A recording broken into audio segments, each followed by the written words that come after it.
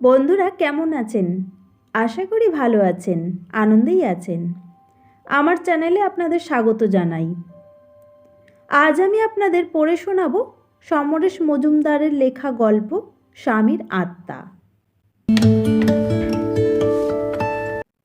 সকালবেলার সদ্য চায়ের কাপ শেষ করেছে সৌরভ। বেল বাজল। আজ রবিবার, ক্রমাগত বেল বাজবেই। গত রবিবারে দরজা খোলা নিয়ে তৃণার সঙ্গে ঝগড়া হয়ে গিয়েছিল। হকারের দল, ঝি, দুধওয়ালা থেকে শুরু করে সৌরভের বন্ধুবান্ধব আসার আর শেষ নেই। আজ সৌরভই দরজা খুলে জিজ্ঞাসা করল, এ কি আপনারা? শাশুড়ি ঠাকুরন গম্ভীর মুখে বললেন, খুশি হওনি মনে হচ্ছে। সে কি, আসুন আসুন, হঠাৎ না বলে কয়ে এলেন কেন? সরে দাঁড়ালো সৌরভ। শ্বশুরমশাই দরজায় দাঁড়িয়ে জিজ্ঞাসা করলেন, তিনু কোথায়? ভেতরে, মানে রান্নাঘরে। সঙ্গে সঙ্গে শ্বশুরমশাই শাশুড়ি ঠাকুরনের দিকে তাকালেন, যেন খুব ঘাবড়ে গিয়েছেন। শাশুড়ি ঠাকুরন দ্রুত ছুটলেন ভেতরে। তারপরই তার গলা পাওয়া গেল, ওগো এদিকে এসো, তিনু লুচি বেলছে।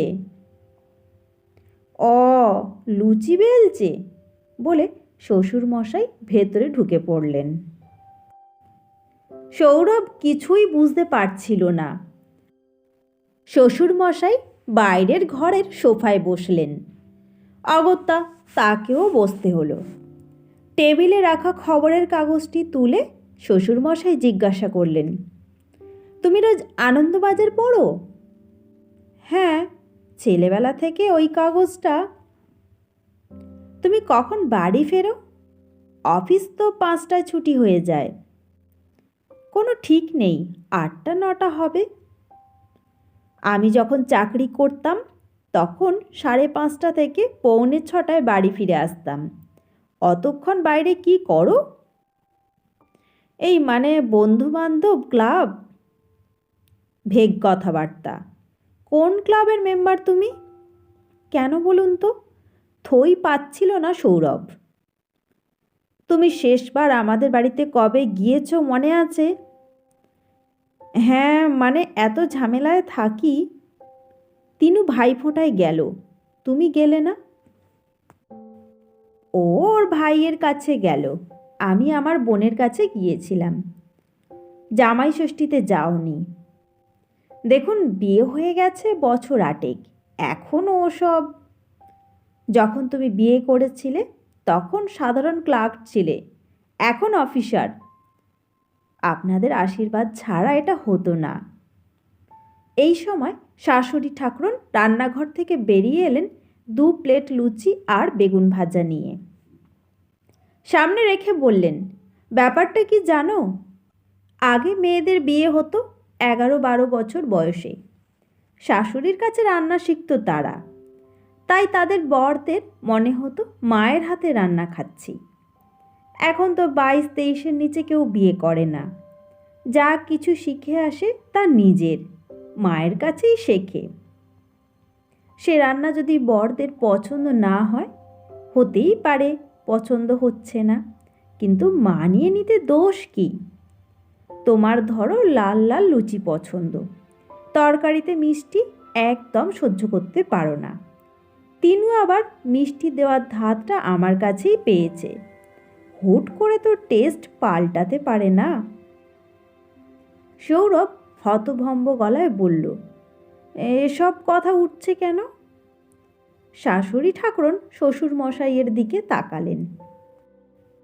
তিনি মাথা নেড়ে কিছু ইশারা করতে গিয়েই সামলে নিলেন, বললেন, খাওয়া যাক, ঠান্ডা করে লাভ নেই।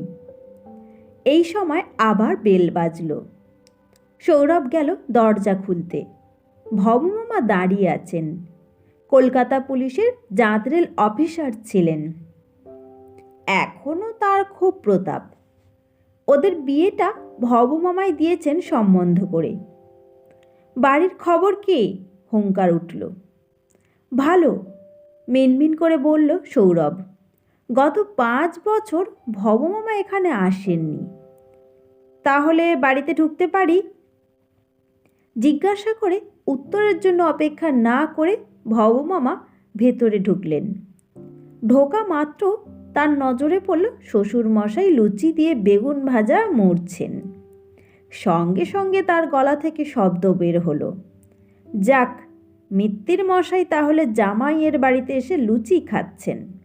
আমি তো ব্রেকফাস্ট না করেই ছুটে এলাম। শাশুড়ি ঠাকুরন বললেন, আপনি কি লুচি খাবেন? নো। শসা, টোস্ট, ঘি এবং জেলি ছাড়া আর 2 মুঠো মুড়ি। ভবমামা সোফায় বসলেন। বসেই জিজ্ঞাসা করলেন, আমার ভাগ্নে হয় তুমি? তুমি? আমি ঠিক বুঝতে পারছি না, সৌরভ কাতর গলায় বলল। লুচি খাও? তুমি জানো না লুচি একটা মানুষকে খুন করতে পারে? সপ্তাহে 1 দিন আমাকে মা প্রতি রবিবার সকালে লুচি ভেজে দিতেন। দিদির কোনো ডিসিপ্লিন সেন্স ছিল না। তোমার বাবা blood sugar, cholesterol, uric acid কাম হার্ট অ্যাটাকে মারা গেলেন ওইসব খাবার খেয়ে খেয়ে। আমি তো দিদিকে বলেছি, জামাইবাবুকে তুমিই খুন করেছ। তাই আত্মগ্লানিতে শেষ পর্যন্ত আত্মহত্যা করল। ভবমামা সশব্দে নিঃশ্বাস ছাড়লেন।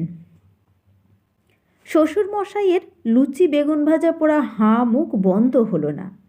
সৌরভের মা আত্মহত্যা করেছেন? এ কথা বিয়ের আগে বলেননি কেন? বললে বিয়ে দিতেন না? ভবমামা শটান জিজ্ঞাসা করলেন।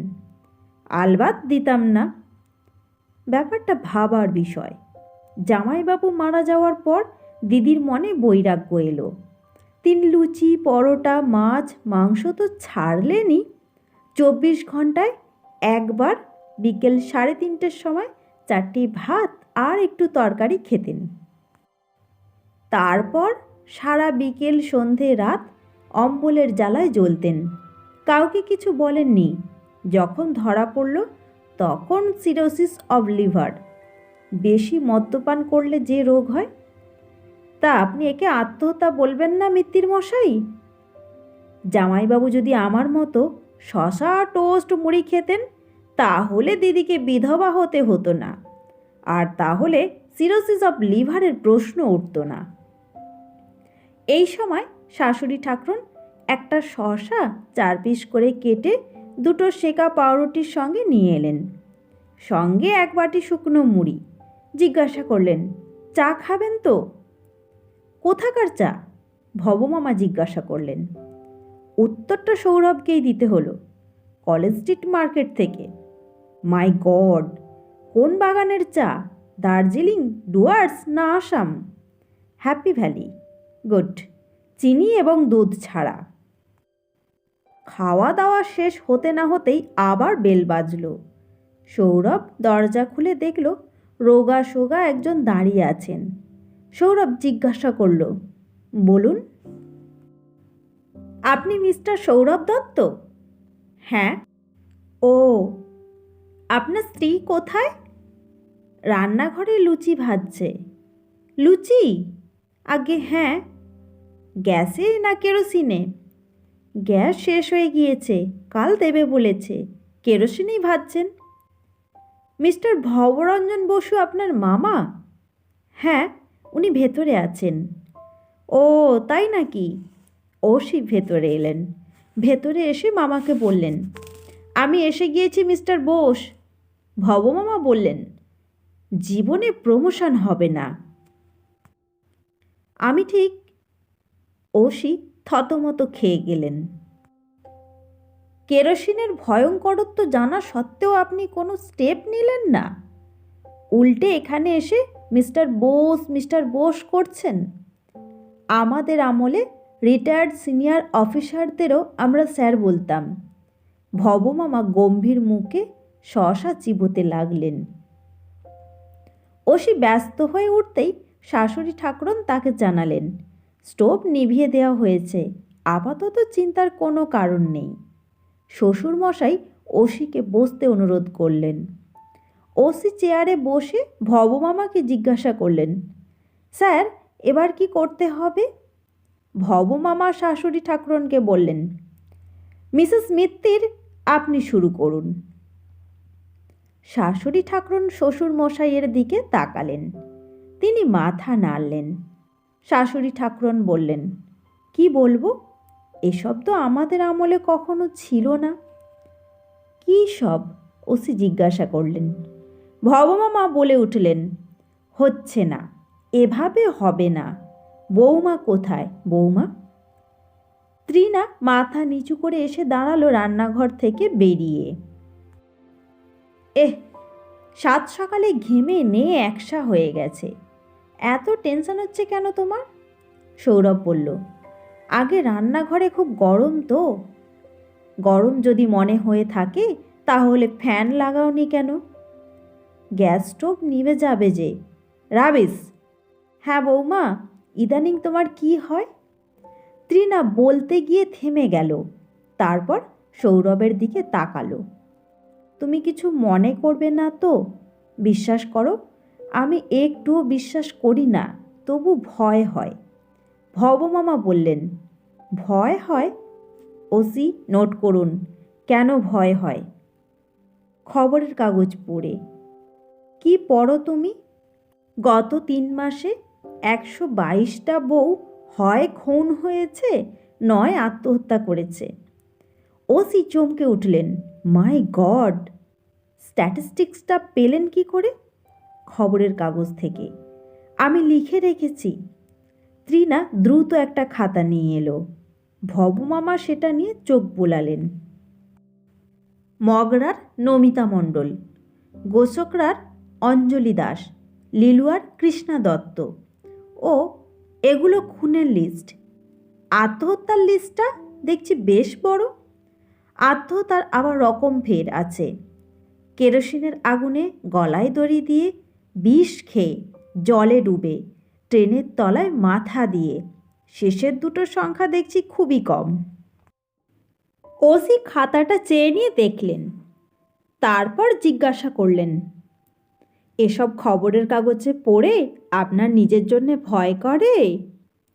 হ্যাঁ। আপনার কি মনে হয় আপনার অবস্থা ওই সব মহিলার মতো হতে পারে? ত্রিনা জবাব দিল না। শাশুড়ি ঠাকুরন ওর পাশে এসে কাঁধে হাত রাখলেন। জবাব দে তিনু, তোর চিঠি পড়ে আমাদের প্রেশার বেড়ে গেছে। সবাইকে খবর দিয়ে নিয়ে এসেছি। হঠাৎ ভবমামা বলে উঠলেন, ওই ছোকরা তোমাকে খুন করতে পারে বলে সন্দেহ করছো? আগে না, তবে কি? ওই সব স্বামীরাও তো ভালো ছিল। কাঁপা গলায় জবাব দিল ত্রিনা। শ্বশুরমশাই বললেন, সব জামাই প্রথম প্রথম সোনার টুকরো থাকে। ওসি বললেন, 1 মিনিট, বিয়ের সময় যা যা পণ জামাই চেয়েছিল দিয়ে দিয়েছেন? ভবমামা মাথা নাড়লেন। নো, সৌরভ 1 পয়সা পণ নেয়নি। শ্বশুরমশাই বললেন, কথাটা সত্যি। আপনার স্বামীর জীবনে অন্য কোনো মহিলা এসেছে? কি করে বলবো? বলবো মানে স্ত্রীদের ঘ্রাণ শক্তি ফাঁকি দেওয়া অসম্ভব। ওসি বললেন, আমি বুঝতে পারি না। তাহলে আসেনি। 3rd পয়েন্ট, 8 বছরে আপনাদের কোনো ইস্যু হয়নি? না। এটা একটা সিরিয়াস পয়েন্ট। কিন্তু ম্যাডাম, কি থেকে মনে হলো আপনার স্বামী আপনাকে খুন করতে পারেন? ওসি জিজ্ঞাসা করলেন। আমার ঠিক তা মনে হয়নি। আবার আসলে রেগে গেলে ওর চোখ খুনির মতো হয়ে যায়, তখন চিনতে পারি না ওকে। তাই? রাগে কেন? রান্না ভালো না হলে রেগে যায়। এক কথা বারবার বললে রেগে যায়। তখনই খুনি খুনি দেখতে হয়ে যায়। ওর চোখ দুটো। ভবমামা শব্দ করে হেসে উঠলেন। মাতুল বংশের ধারা, আমারও নাকি ওরকম হয়। শ্বশুরমশাই বললেন, আপনি অবিবাহিত? আপনার চোখ নিয়ে কে ভাবছে? ওসি জিজ্ঞাসা করলেন, এ বাড়িতে আর কে কে থাকেন? শাশুড়ি ঠাকুরন বললেন, কেউ না, একটা ঠিকে ঝি আছে, সে দেখছি আজ আসেনি। ভবমামা বললেন, তাহলে তো বৌমাকে সব কাজ নিজের হাতে করতে হয়, ক্রিমিনাল। এতক্ষণ সৌরভ অসহায় হয়ে শুনে যাচ্ছিল, এবার না বলে পারল না। আপনারা কি বলতে চাইছেন আমি বুঝতে পারছি না। আমি ওকে খুন করতে যাব কেন? ত্রিনা, তুমি আমাকে এত অবিশ্বাস করো আমি স্বপ্নেও ভাবিনি। শাশুড়ি ঠাকুরন বললেন, ও তোমাকে অবিশ্বাস করে না, কিন্তু চারপাশে যা ঘটছে সেটা ওকে ভয় পাইয়ে দিয়েছে। এ বাড়িতে তোমার বাবা মা কাকা জ্যাঠা থাকলে তো ও ভয় পেত না। ভবমামা বললেন, এটা কীরকম কথা হলো? বিয়ের সময় ছেলে বউকে নিয়ে আলাদা ফ্ল্যাটে থাকবে শুনে খুশিতে ডগমগ হয়েছিলেন, কি হননি? তখন এত খুন আত্মহত্যা হতো না, শাশুড়ি ঠাকুরন বললেন। ওসি বললেন, দাঁড়ান, আমাকে কয়েকটা প্রশ্ন করতে দিন।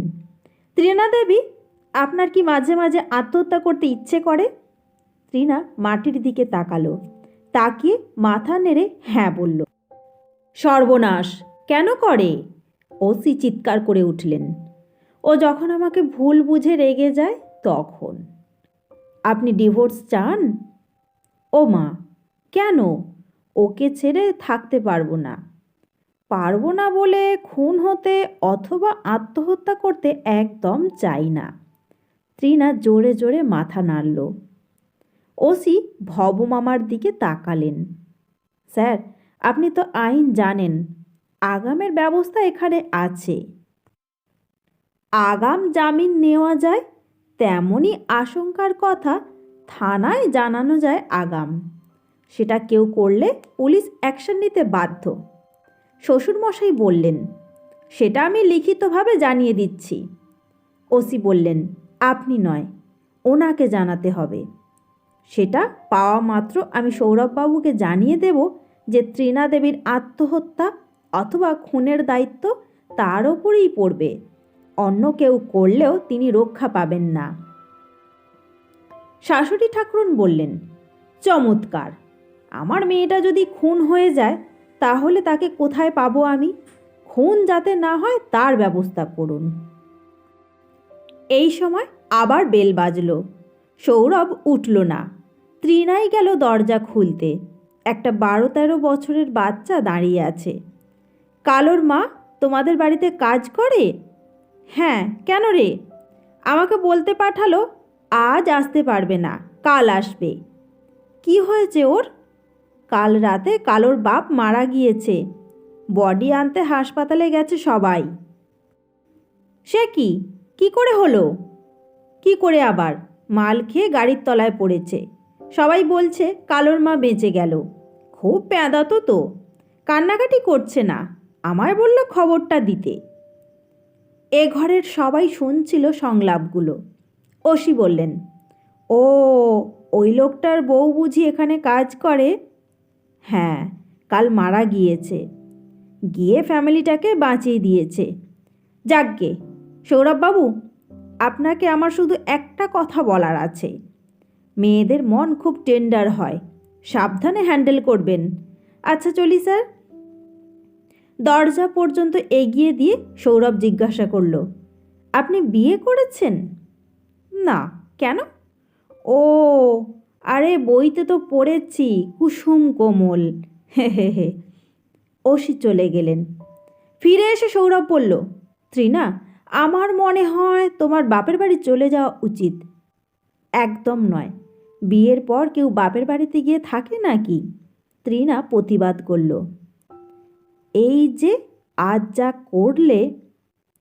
আমি কিছুই করিনি, দেখেছো মা, খামোখা আমাকে দোষ দিচ্ছে। একটু পরেই ওর চোখ লাল হয়ে যাবে, ঠিক খুনির মতো। ত্রিনা মায়ের কাছে চলে গেল। ভবমামা বললেন, না সৌরভ, চোখ লাল করার অভ্যেস ছাড়ো। আমার মনে হয় এখন তোমার উচিত ছোটদি, তোমার মেজো মামি, বড় মামিদের ডেকে এনে পালা করে বাড়িতে রাখা, আমিও মাঝে মাঝে থাকতে পারি, আপনারাও আসুন, কি বলেন? শাশুড়ি ঠাকরুন বললেন, জামাইয়ের বাড়িতে তো বেশি দিন থাকা শোভন নয়, মেয়ে জামাই আমাদের ওখানে পাকাপাকি থাকতে পারে। তৃণা বলল, এখন না মা, কটা দিন দেখি, তারপর বলবো। দুপুরে স্নান খাওয়া শেষ করে ওরা বিদায় নিলেন। সৌরভের মনে হচ্ছিল বেঁচে থাকার কোনো মানে হয় না।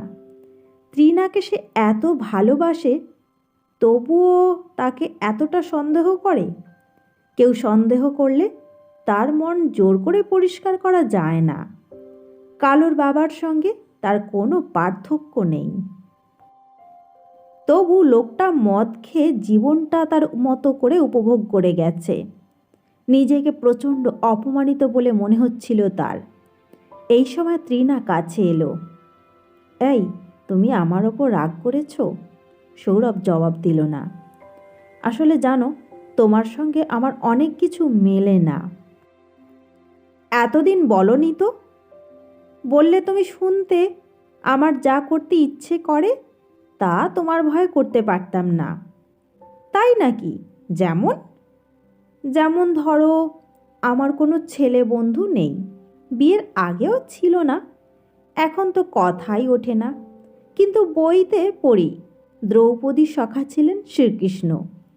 তোমাকে ওই ইচ্ছের কথা বললে তুমি শুনতে। বেশ তো, এখন যাও না, শুধু কৃষ্ণ কেন, আরও 4 পাণ্ডবকে ডেকে আনো। ধ্যাৎ, ওটা বৃষ্টি ব্যাপার। তৃণা চলে গেল, যেন লজ্জা পেয়েছে। রাত্রেও তেমন কথা হলো না। কথা বলতে ইচ্ছেই করছিল না সৌরভের, কিন্তু সে খুব চেষ্টা করে ক্রোধ সংবরণ করছিল। পরদিন সকালে কালোর মা এলো। কাল কামাই করতে হলো, কিছু মনে করো না বৌদি। লোকটা হাজার হোক মন্ত্র পড়ে বিয়ে করেছিল, বডি বের করে না পুড়িয়ে থাকি কি করে? তোমার একটুও কষ্ট হয়নি? তৃণার গলা। না, বেঁচে থাকতে যা কষ্ট দিয়েছে তাতে সব সয়ে গেছে। এক ফোঁটা কাঁদনি? না, কাঁদবো কেন, বেঁচে গেছি আমি। ও না মরলে আমাকে ঠিক খুন করত। কাজে লেগে গেল কালোর মা। পায়ে পায়ে ঘরে এলো তৃণা। বিছানায় বসে পাথর হয়ে কথাগুলো শুনছিল সৌরভ। তৃণা এসে ওর গায়ে ঠেলা দিল। এই, কি ভাবছ? যা, এরকম করে বসে থেকো না। বিধবা হওয়ার কথা ভাবলে আমার এখনই কি কান্না পায়। এই জানো, তখন কেঁদে কি লাভ হবে? অদ্ভুত গলায় বলল সৌরভ। শুনেছি বিধবা বউ কাঁদলে স্বামীর আত্মা শান্তি পায়। বাঙালি মেয়ের উচিত স্বামীকে শান্তি দেওয়া, তাই না? ওঠো বলছি। তৃণা হাত ধরে টানাটানি করতে লাগলো। রেগে যেতে যেতেও নিজেকে সামলে নিল সৌরভ। চাপা গলায় বলল, তুমি আমাকে অপমান করেছ। তৃণা চেঁচালো, মোটেই না, আমি তোমাকে বাঁচিয়ে দিয়েছি। আমি আত্মহত্যা করলে বা খুন হলে পুলিশ তোমাকেই ধরত। সারা জীবন ধরে জেলে যে নরক যন্ত্রণা ভোগ করতে, তা থেকে বেঁচে গেলে। একটু কৃতজ্ঞ হও প্লিজ। বন্ধুরা, আজকের গল্প এখানেই শেষ। গল্প পাঠ ভালো লাগলে চ্যানেলটিকে লাইক, শেয়ার এবং সাবস্ক্রাইব করতে ভুলবেন না। সকলে খুব ভালো থাকবেন। নমস্কার।